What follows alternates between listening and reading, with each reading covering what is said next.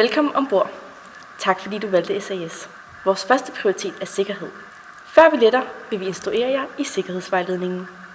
Okay, alt bagage skal placeres i hylderne over sæderne og placer mindre bagage under sædet foran dig. Vær sikker på, at dine personlige ejendele ikke ligger midt på gangen. Og vær sikker på, at alle dine elektroniske apparater er på flytilstand eller slukket. Hvis du er placeret ved en nødudgang, skal du være sikker på, at du kan tage ansvar for udgangen. Er det okay, at I er placeret ved nødudgangen? Nej. Okay.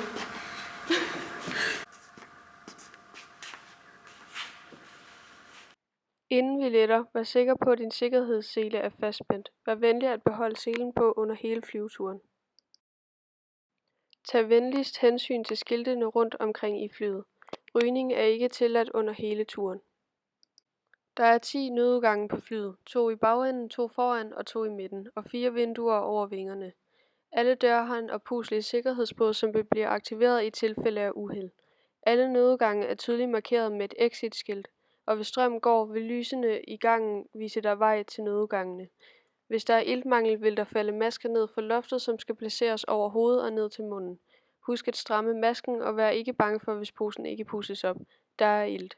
Husk altid at sætte din egen maske på, før du hjælper dine børn med påførelse af masken. Hvis uheldet skulle ske, at flyet styrter ned i vandet, vil der være redningsveste placeret under sædet foran dig. Hvis du er placeret på første klasse, vil redningsvestene enten være under sæderne, mellem sæderne eller i armlænet.